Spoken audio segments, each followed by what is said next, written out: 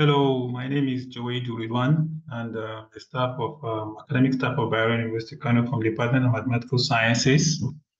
And I'll be giving a talk on Module 8, that is the module of Module 8 of the course GSP 2205, Philosophy and Logic. We'll be particularly talking about arguments and fallacy. All right, to begin with, we'll just quickly briefly talk about, give you the classification of argument and also fallacy. As you, in the subsequent slide, we'll now give more talk on this classification. Actually, argument will be classified as deductive and inductive. Then the deductive argument is further classified as valid and invalid, that is sound and unsound, while inductive is classified as strong and weak, and cogent and uncogent. You can see that the first classification is just based on the argument itself, while the second classification is based on the evaluation, actually, where we're talking about what kind of deductive argument is this, valid, invalid, sound and unsound, and also inductive argument. Likewise, for fallacy, we'll also be looking at some classification of fallacy, where we give the tree diagram here. Fallacy will also be classified as formal and informal. It's classified, as formal and informal. We also have the formal. We'll pay more attention on we'll concentrate on the informal, because informal informal fallacy is fallacy that is committed in most of our daily activities and all that. Now, informal fallacy is further classified into fallacy of relevance, ambiguity, presumptions, and while relevance will further be classified as appeal to force, to pity, authority, ignorance, and authority and ignorance, etc. While ambiguity is classified as fallacy of equivocation, fallacy of composition, and fallacy of division. Okay. Now, what is fallacy? What is an argument? Before now, we look at we'll now give more the definition and explanation on argument. An argument is a group of statements, some of which serve as premises, hypotheses for one, which serve as the conclusion or consequence. Okay, in a nutshell, an argument is a collection of statements where one of the statements follows from the other statement, and these statements are connected using what we call the turnstile. And if we have an argument with this property and this turnstile, for instance, if you have a statement, for instance, if I said, I am a BUK student, I work in the bank, I know how to cook. These are just statements. I have not yet drawn a conclusion yet. These statements are bound to be true or false. But if I said, I am a BUK student, I work in the bank, therefore, I cannot cook, or I can cook. Sorry, this is just just a simple example. So you see, now I'm making an argument here. Because I'm a BUK student and I work in the bank, then I can cook or I cannot cook. Now you see, now this calls for an argument. So if an argument is such that you collect statements and one statement is drawn from the other statement, we have an argument. But if it's just a collection of statements where you don't have a conclusion and you don't have an argument. So one basic features about argument is that it usually have what we call the premises, the turnstile, and the conclusion. But then we can only have one conclusion, and we can have two or more premises, and we have one conclusion. The conclusion is what the last statement, the statement that follows from the other statement, is called the conclusion, while the other statement that support the conclusion are called the premises. As we'll be giving some examples here. Now, again, every argument has two claims. The first claim is existence of premises, and the second is the claim that premises supports the conclusion. I'm sure by now we are familiar with what I mean by premises, and I'm sure you're familiar with what I mean by premises and conclusion, right? So now, if you have one basic feature is that it comes with the fact that there must exist a premises, and these premises must support the conclusion, which is in line with what I said earlier. So if you have a collection of statements that doesn't have these properties, you cannot call it an argument, actually. Okay, now we give about 4 or 5 examples here, which to indicate to really further explain what we mean by argument. Okay, this number one is an argument. An argument can pose that all television networks are media network. NTA is a television network. Therefore, NTA is a media company. Now you can see we have about 3 statements here. But in this 3 statements, you see some text in red and some text in green. Now the text in red is telling you the premise. So the text in red is telling you the premises, while that in green is the conclusion, actually. Then I made mention that now in this case, all television networks are media network. NTA is a television network. Therefore, NTA is a media company. Now you see that we have 3 statements here, but the conclusion here, you can see the last one which follows after therefore. And again, that term, the word here, therefore, here, it means it's called the turnstile. It could be in terms of therefore, hence, thus, etc. Okay, therefore, hence, etc. So you can see that we have an argument here. So now if you look at this number one here gives an argument, actually. Now let's look at number 2. You are a good student. You get all A's. Therefore, your friend must get all A's. Hence, theft is violation of the law. Now you see that what is happening here, we have our 2 conclusions. So this is number 2 is not an argument. You're a good student, you get all A's, therefore your friends must get all A's. It's not an argument because we have 2 conclusions here. But supposing we don't have this hence here, the last term here, we don't have this hence here, then you have an argument. So if you have 2 conclusions, you don't have an argument. You must have just 1 conclusion. And how do you identify a conclusion? It follows after the turnstile, therefore, hence, but, probably. You understand? So if you have this, you have an argument. Now, if you look at number 3, all Nigerian presidents till date were men. Hence, the next Nigerian president would be a man. So you see, this is also an argument. It has 1 premises, 1 conclusion. In this case, we don't even have, number 4 does not even have, we have all crimes are a violation of the law. Theft is a crime. You don't have a conclusion, so it's not an argument. If you look at number 5, all squares are rectangle. All rectangles are 4-sided. Therefore, all squares are 4-sided. This is also an argument. So you see, we have number 2 and 4 are not arguments, while number 5 is an argument. So you should try to identify an argument before we go into the classification of this argument, actually. Okay, so now having known this, and as we go further, this conclusion. Now, if you look at now, number 4 can be an argument if I take this last conclusion in number 2, in example 2, that is, hence, theft is a violation of the law. If I bring it here, if I make it like all crimes are a violation of the law, theft is a crime, hence, theft is a violation of the law. Now, number 4 becomes an argument. If I cut this part out of here and bring it, if I take this statement from here and bring it out, and then the third statement in number 4. So you see that conclusion always comes last. It doesn't come at the beginning of the statement, actually. You can't even complete before start making a premises. That is one good feature you also need to understand here. Okay, so now we are clear with how to identify an argument from a collection of statements that is an argument and if it's not an argument. Now, having with this, now we move on to the next. We now move to the classification. Now, remember we said argument is classified as deductive or inductive.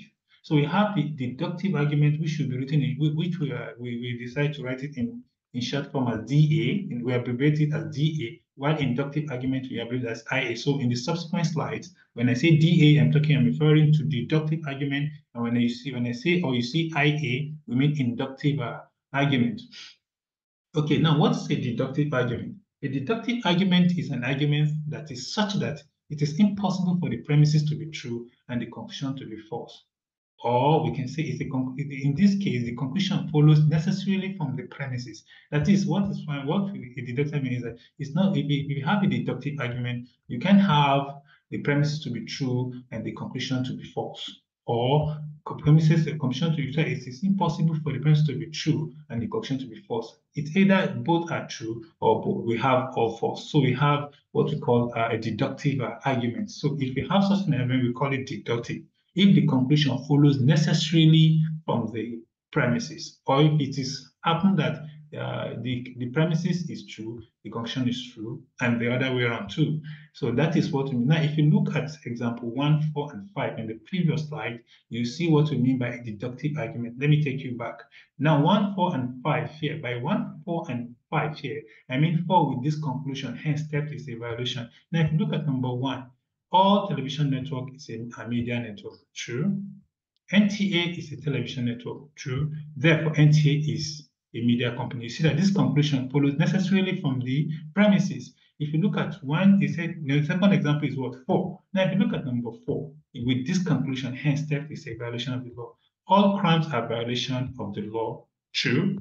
Theft is a crime. Through. Hence, with this conclusion, hence theft is a violation of the law. If I have this conclusion here, then you have an argument, actually, which is an argument with this conclusion. And it's also a deductive argument because hence theft is a violation of the law. It follows necessarily from the premises. So if you have this kind of argument, we call it a deductive argument. And also number 5, all squares are rectangle. All rectangles are four-sided, true. Then all squares are four-sided, true. So if you have such kind of argument, we call it a deductive argument. But if it's not the case, now let's look at what's an inductive argument. And an inductive argument is such that it is improbable for the premises to be true and the conclusion to be false. That is, the conclusion follows probably from the premises. In other way, how do you identify an inductive argument? If the conclusion follows probably, it's not necessarily, but probably from the premises, then you call that such argument inductive argument. As for example, number 2 and 3. Let me take you back to number 2 and 3. Now, number 2 with the first conclusion, not the second one, please. You can highlight this out, but please look at number 2 with this first conclusion. You are a good student, you get all A's, therefore your friends must get all A's. Take a look at this statement, this argument actually. Does the conclusion follow necessarily from the premises? It says you are a good student, you get all A's, therefore your friends must get all A's. It's not necessary. It's not necessary. Your friend must not necessarily get all A's, but your friends probably can get all A's. So you can see that this conclusion does not follow necessarily from the premises, right? It does not follow necessarily. So if you have then this we call it an inductive argument. So you see, inductive argument, the conclusion follows probably, not necessarily. Because here you can see the fact that you are a good student and you get all it does not imply, it's not enough for you to say that all your friends must get all A's. So the conclusion follows it. But when you say if the argument is supposed to, it says something like probably your friends get all A's. You see, then this again you have a very good argument here, which makes it an inductive argument. And last we also said question number 3 also is number 3, example 3 is also an inductive argument because all Nigerian presidents to date were men. Hence, the next Nigerian president will be a man. Not necessarily. It's possible for a woman to emerge as the next president. So it's not necessarily that a man must be the next president. So this argument is an inductive argument because the conclusion does not follow necessarily. Rather, it follows improbably for a inductive argument. So now we are clear with inductive and deductive argument. Now next we're going to look at how do we evaluate this argument. There is what we call, when you say evaluate an argument, you want to tell, okay, what kind of, if it's a deductive argument, can this argument be valid? If you are to evaluate a deductive argument from the 3 we gave in the previous slide, a deductive can either be classified as valid, invalid, right? Then sound and unsound, correct? If you can remember, let me take you back quickly to that. You remember this? Okay, we said an argument deductive can be classified as valid and invalid, sound and unsound. Now let's look at back to where we are. We said in evaluating an argument, the evaluation of an argument is based on 2 claims mentioned in slide 2 as factual and inferential. So by a factual claim, that is a claim that certain things are the case, while inferential claims are claims that those things are evidence or reasons for something that follows from their being true, actually. So you see that if you have an argument, hence, since we are this, by inferential, we say if an inferential claim is a claim that those things that exist that are necessary that are from the factual are evidence or reasons for something that follows from their being true. Now, if you have this, then we need to test the validity, strongness, and weakness, etc. Now, then look at what we mean by a valid argument, a valid deductive argument. A deductive argument where the conclusion follows strictly or with strict necessity from the premises. It follows with strict necessity. The strict is with the key word here. It is a deductive argument where the conclusion follows with strict necessity from the premises is called a valid deductive argument. Else, if it's not strict, that else it becomes an invalid. That is, it's not a valid deductive argument. Now, if the conclusion follows with strict, when we say strict necessity, that is, it follows necessarily with strictness, actually. Now, let's take a look at that. Now, note that the example 1, 4, and 5 are valid deductive arguments, while the following is number 6 below is invalid. Now, let's take a look at this. Is it strictly? Okay, now let's go back to look at the case of valid, where we say 1, 4, and 5. 1, 4, and 5. We see that all television network are media network. NTA is a television network. Therefore, NTA is a media company. So this is NTA. This follows the strict necessity, right? The condition follows strictly from the premises. Now we say for number 4, all crimes are violation of the law. Theft is a crime. Hence, theft is a violation of the law. That is, with this conclusion, hence, theft is a violation of the law. You see that the conclusion follows with strict necessity. So we have a valid deductive argument in this case. But if it happens that it doesn't follow strictly, like in the example we provide here, if it doesn't follow strictly, then we don't have a valid deductive argument. For example, all banks are financial institutions. That's true. NNPC is a financial institution. Okay. Now, therefore, NNPC is a bank. Does this follow strictly? No, it does not follow strictly. So it's not a strict necessity for NNPC is a bank. NNPC can have its own financial institution even within itself.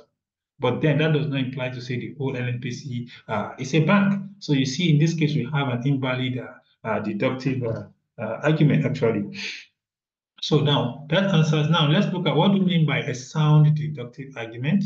A sound deductive argument is a valid deductive argument that has all its premises to be true. And if one of these cases is not, if one of this is violated, is not, if one of these conditions is not met, then we have an unsound deductive argument. That is, it's an invalid deductive argument. So if an invalid is an unsound deductive argument, but if it's not sound, then it's unsound again. That is, if maybe all the premises are not true, and is valid, then you have it's still unsound. So for it to be sound, it must be a valid deductive argument. Well, we already know what we mean by a valid deductive argument. And if all the premises are not true, then we don't have a valid, a sound deductive argument. For example, 1, 4, and 7, and 7 below. Let's look at 7 actually, and to explain what we mean by a sound. It says all the premises must be true, and it has to be valid. We know what we mean by valid already. And while while number example 8 and 9 below are unsound, let's look at this carefully. It says all level 2 students are undergraduate. I am a level 2 student. Therefore, I am an undergraduate. Now, is it true? Is it even valid? It's valid if the condition follows strictly from the premises. Of course, it's valid because all level 2 students are undergraduate. That's true. Or I am a level 2 student. Okay, let's suppose the arguer is also a level 2 student, because you can't be in level 2, 3, and you say you're a level 2 student. So let's say this is true. Then I'm an undergraduate. Of course, this follows with strict necessity that the arguer must be an undergraduate. So this is a sound deductive argument. And moreover, all the premises are all true. As you can see, all level 2 students are undergraduate. So we have a sound here, a sound deductive argument. Now let's look at number 8, which is an unsound. Let's see. Nigeria is in Africa. There exists some Indians in Nigeria. Therefore, India is in Nigeria. Now let's look at this argument. Which of the conditions for sound deductive argument is violated? Is it the part where it's valid, or the part where all the premises are not true? Now let's look at this. Is this even valid? Nigeria is in Nigeria. Sorry, not Nigeria. Nigeria is in Africa. There's a typo there. It's true. There exist some Indians in Nigeria. Of course, that is true. Therefore, India is in Nigeria. You can't say the whole country India is in Nigeria. That's not true. So this conclusion does not follow necessarily. So it's even invalid. Moreover, yeah, we have two premises. Note that we have two premises here, but the conclusion does not follow strictly. So it's an invalid, which makes it unsound. So the first condition is violated here. Now, lastly, we look at this example. We said all GSP courses are core for all students. Math is a core course for all students. Therefore, maths is a GSP course. So you see that it's not valid because you don't have all the premises to be true. Math is a core course for all students. That is not true.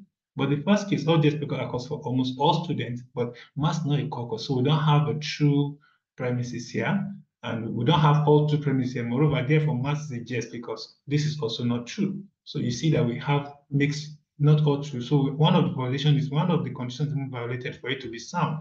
So we have an unsound deductive argument. Now we have what we call we now talk about the inductive argument. Just like we presented in the previous slide, that if you want to evaluate inductive argument, it's either strong or weak, cogent and uncogent. Now let's look at strong, the inductive argument. It's an inductive argument where the conclusion follows probably from the premises, while if it doesn't follow premise, we have a weak inductive argument. So if the conclusion follows, if the um, if the conclusion follows probably from the premises, then we have a strong inductive argument. But if it does not follow probably, it becomes a weak inductive argument. Now let's look at example 10 below. Like the following example 10 is strong, while 11 and 12 are weak. Now we'll see the reason why. Let's take a look at the argument in 10. All dinosaurs bones discovered to this day have been at least 50 million years old. Therefore, probably the next dinosaur bone to be found will be 50 million years. Now you see that this conclusion follows probably, may or may not be true, but it follows probably from the premises. So if it follows in this case, we have the strong inductive argument. Now let's look at the argument 11 here. When a lighted match is slowly dunked into water, the smoke is snuffed out. Gasoline is a liquid just like water. Therefore, when a lighted match is slowly dumped into a gasoline, the smoke is snuffed out. Can this conclusion follows probably from can it follows probably from the premises? This argument is invalid because is weak because it said the conclusion does not follow probably from the premises. So because you see, when a lighted match is slowly dumped into water, the smoke is not flat. That is true. But gasoline is a liquid, just like water. Now, therefore, when a lighted match is slowly dumped into the smoke is snuffed out. This is not this. This is not true. The smoke cannot be dumped out when you light a match into a gasoline. It will be the other way around. So you see, the conclusion does not follow probably from the premises. Now look at this argument 12. All previous Nigerian presidents were federalists.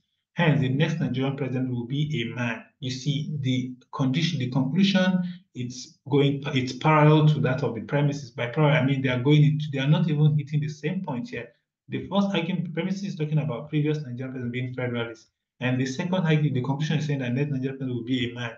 You see, there are two parallel issues here.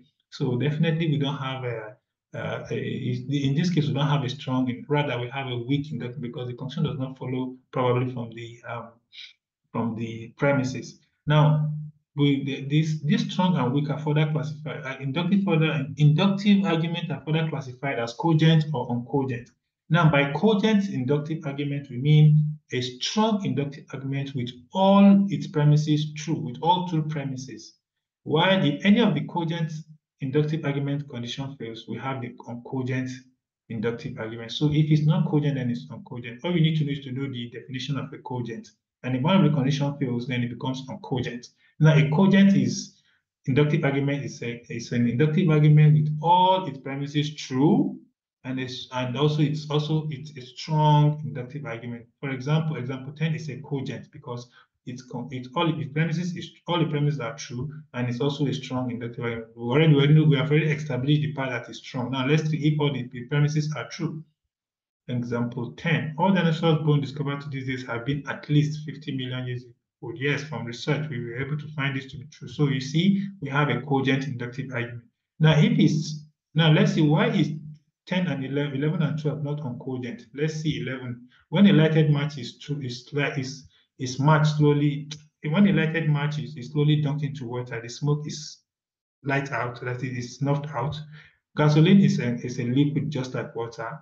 Yes, that's true. So therefore, a lighted match slowly don't will smoke out the smoke will snuffed out, which is not true. So you see that the conclusion is not true. So it's not even a strong, it's weak. So for it being weak, one of the conditions for cogent inductive argument is not satisfied. Hence, we have an uncogent inductive argument. So if one of the conditions fails, all you need to do is one of the conditions fails, then you have an uncogent inductive argument. So that is all about evaluation of inductive argument. Now, next we'll now be looking at is what the fallacy. Fallacy is the other way around.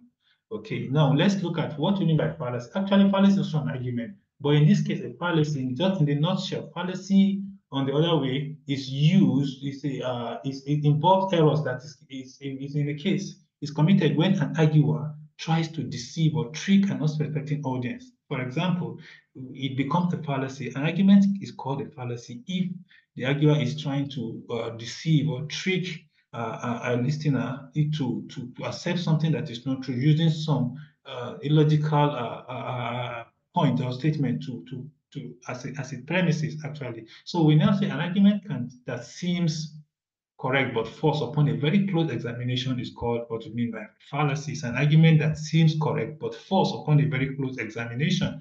Deductive argument and inductive argument may contain fallacies. Fallacies can be classified as formal or informal, as we've seen before. And by formal inductive argument, I mean inductive argument that involves violation of certain rules of valid inference, while informal involves errors created in a reasoning in order to trick an unsuspecting audience. And we'll be looking more into the informal cases because the informal fallacies it's a fallacy committed in our day-to-day activities actually. So we'll look deep more into the informal fallacies. Now we have informal fallacy, like we see from the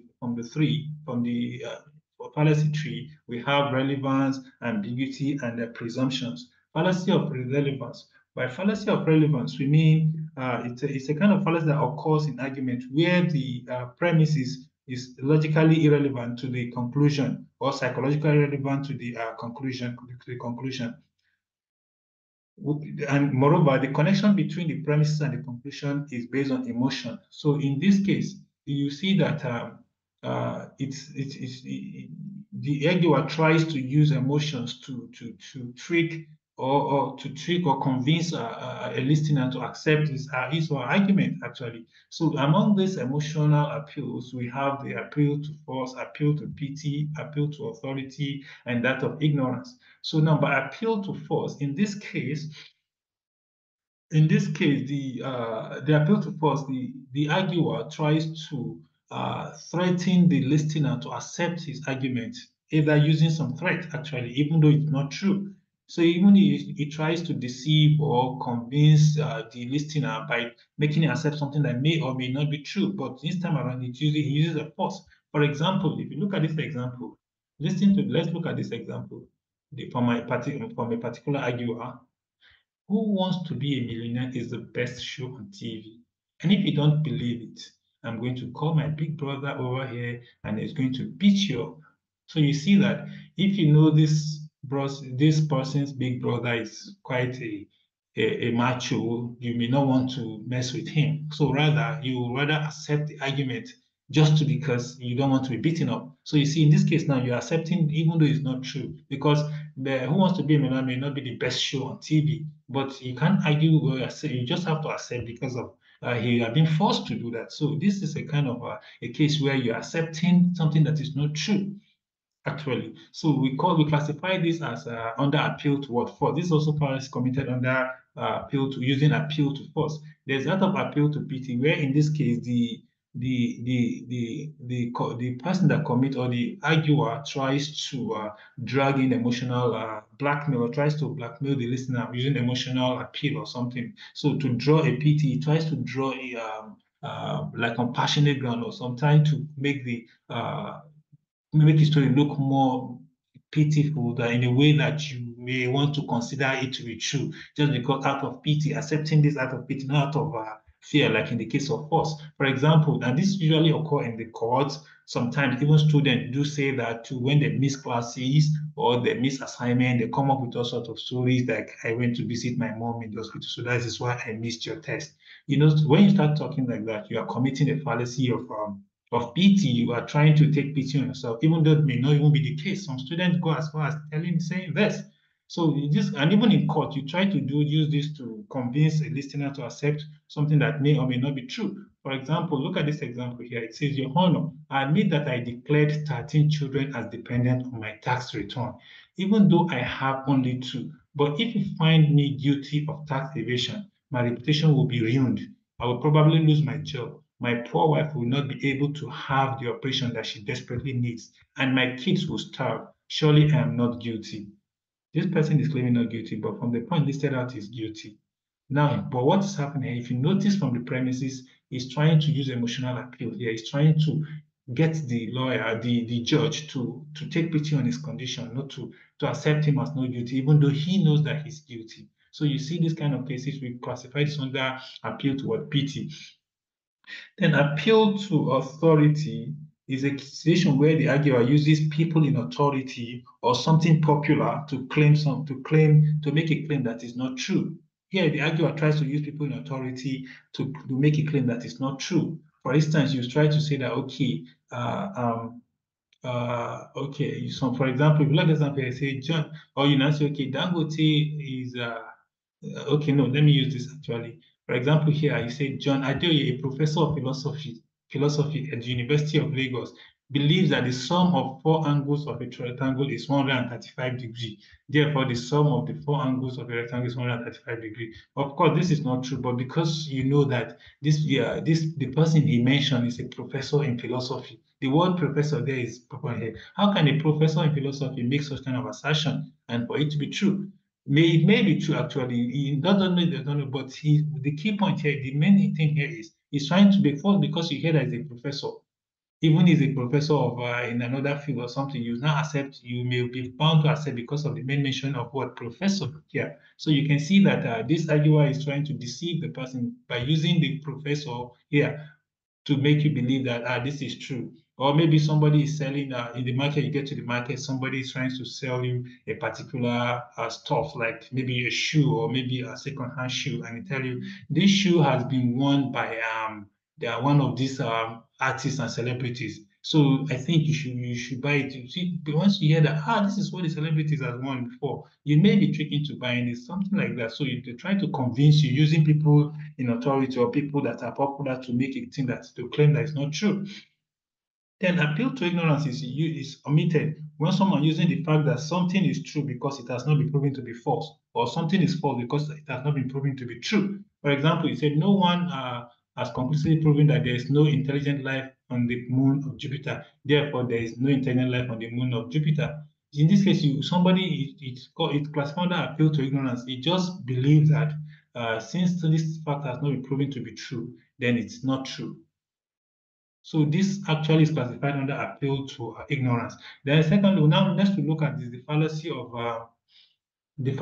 ambiguity.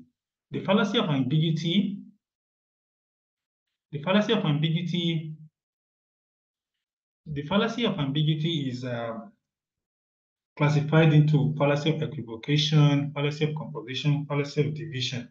Now, in this fallacy of equivocation, what is meant by fallacy of equivocation? It occurs when a conclusion follows from the fact that a word is used explicitly or implicitly in a premises. That is, here the arguer tries to use the fact that a word is used in the premises to draw a conclusion, which may or may not be true actually. So if you have this kind of um,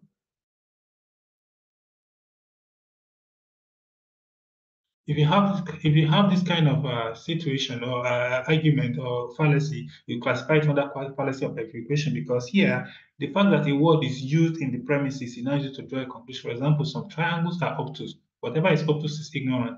Therefore, some triangles are ignorant, which is not true because the word ignorant is used to describe someone's attitude or behavior or character. Well, and in this case, triangle is not even a human being here. So how can you even use the word some triangles are ignorant, even though the first two premises seems to be true? They are true. So you see, he's trying to use a word here to draw a conclusion. Some triangles are obtuse, and whenever it's obtuse, is ignorant. So you see, these two words are true, but these two statements are true, but the conclusion is not true. So, but then you may be false because of it appears to be something that almost looks to be true. So that is what this kind of case is classified under fallacy of equivocation. There's what we call fallacy of composition.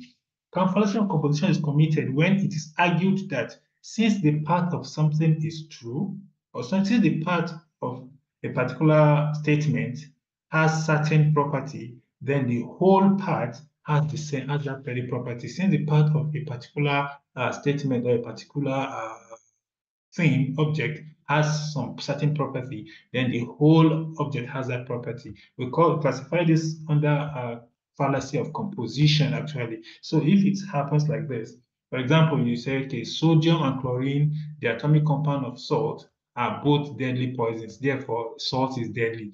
Sodium and chlorine are components of salt itself, which are deadly, but when combined together, they form the salt, which is not as poisonous as the arguer is trying to pose here. For example, you can say, okay, or let's say someone might argue that this man is a thief.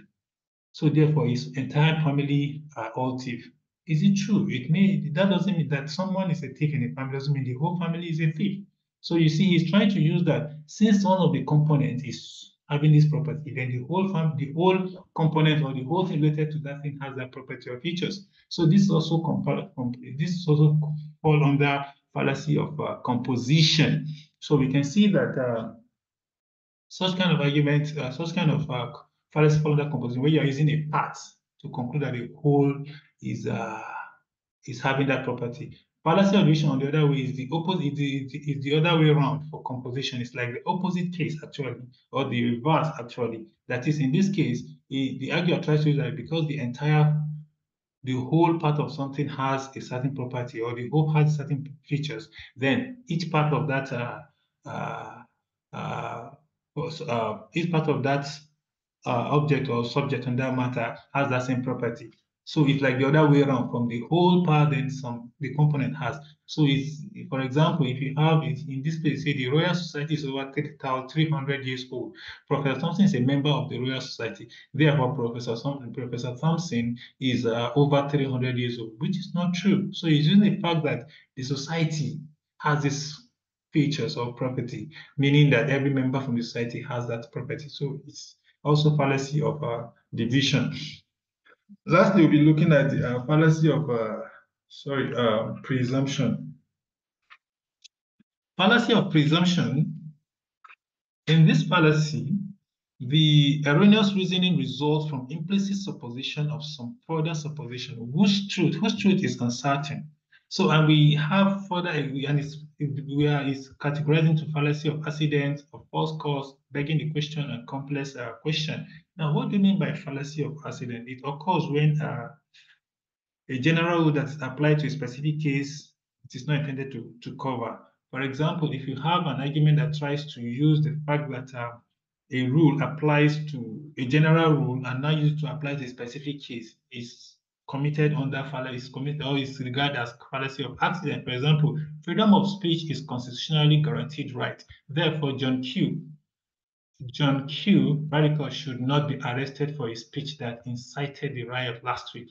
So you see, the fact that freedom of speech is a guarantee right doesn't mean you should use your words without even thinking here, actually. So even if it's a constitutional right, that does not imply that you should make any speech that will incite a violence. If you use that, it might get might get into a trouble here. So you see, the fact that this rule is a general rule doesn't mean this person is trying to use general rule to use it to support his actions or her actions of whatever committed here, crime he has committed here. So this is also classified under fallacy of accident. When you're using a general rule to apply to a specific case that is not intended to cover, actually, it doesn't cover for such cases. There are exceptions, even though freedom of speech is a constitutional right. So now let's look at the fallacy of false cause. Fallacy of false cause is a kind of fallacy that occur or is committed whenever the link between the premises and conclusion is based on some imaginary causes. It's based on just out of imaginary, the person make conclusion using connecting the premise and the conclusion based on some imaginary causes. For instance, where you see some people, some argument where you have something like, for example, here, there are more laws on the books today than ever before, and more crimes are being committed than ever before. Therefore, to reduce crime, we must eliminate the laws. So you see, this is just imaginary. You say there are more laws. We no any justification, no any evidence to prove this. The argument just tried to use the fact that there are more laws on books today than ever, and more laws are committed than ever. Therefore, to reduce the crime, we must eliminate the laws. This is also an argument of a fallacy of false cause. Actually, in some of these other examples that falls under this kind of fallacy is where someone uses a superstitious to make a conclusion, like superstitious belief. For example, some people believe that John is okay. If a child is born on Sunday, then such child will grow up to be a rich kid, or maybe such child will grow up to be very intelligent. These are superstitious belief. No one is. How do you connect a child being born, the date of a child, with what the child is going to become in future? So this is just imaginary and superstition. So in such cases, when you are trying to link the premises and the conclusion with just imaginary fact, you are committing a fallacy of false cause. Now, the second, now let's look at is the fallacy of where it's committed when that called we correspond that as begging the question. Begging the question is a kind of fallacy that is committed whenever it is argued that inadequate premises provide adequate support for the conclusion by omitting some key premises. In this case, the arguer tries to provide an inadequate premises and make a conclusion, even though there are other factors we're supposed to mention in the premises. He omits them just to get to use the part that supports his own conclusion. So, for example, here you see here now the arguer says murder is morally wrong. It's true. This being the case, then therefore abortion is morally wrong. That is, since murder is morally wrong, then the in conclusion, then abortion is morally wrong. This is not enough reason because there are some countries who now the question is abortion a form of murder? Yes, it's true, but it may not be wrong because in some countries abortion is allowed. So you cannot just conclude that abortion is wrong, even though it's wrong religiously. But then in some countries, abortion is legalized. So you see, it's not enough reason so for you to say that abortion is morally wrong here, for according from this argument, since abortion is legal in some country. So there are some argument, there are some premise that is missing here. This premise is not enough to make this conclusion actually. So in such kind of cases, it begs for so many questions. If argument beg for so many questions, that is what calls for that. When it comes with a question, begging for question, then you have this kind of a fallacy. Then lastly, look at the fallacy of a complex question. This is a kind of fallacy that's committed when a single question that is really two or more question is asked as a single question in a way of tricking the listener to answer to admit to a crime that he or she does not has not committed actually. So this is a kind of question mostly used in the court or to catch or to trick someone into accepting something that to trick someone into accepting something that he may not be willing to even accept or not unknowingly as say it actually answer the question response. So here, for example, if you ask a question like, have you stopped cheating on exams? Now, if you look at this question is supposed to be two questions here. Now look at this one. Where did you hide the cookies you stole? It's also supposed to be two questions. Now let's look at the first one. Have you stopped cheating on exams? Now it's supposed to be, now the question is, did you cheat on exams in the past? If you did cheat in the past, have you stopped now? See, if you ask this question, if you answer the first question as no, then there's no need for a second question. But now, if you ask, have you stopped cheating in exams, and you answered yes, so it means you are indirectly saying you cheated, you have been cheating the exam in the past. So this is actually a kind of question that is used to trick people into accepting a statement that is not true. something that is we will not even be we will not have accept. So it's usually used sometimes in the court. If your a question like this comes in various form actually. Now, look at the second case. Where did you hide the cookies you stole? This is a question that is a complex question actually, because now this means if you said yes or no, even if it's a question of yes or no, it's supposed to be asked in two forms. But this arguer decided to hide it to make it just a single question to trick you into quickly saying yes or no, not minding the content of the question. It's a complex question here. The question is supposed to be, did you steal the cookies? If you did steal them, where did you hide them? But rather, the person asked, where did you hide the cookies that you stole? So he's just making a conclusion that you've stolen them and you just admitted. If he has to ask the question, this is the right question to ask. So this kind of question, we call it the complex question. So in cases where you give this kind of question, you may be asked, how is this question supposed to be asked and all that. So if you have this kind of policy, is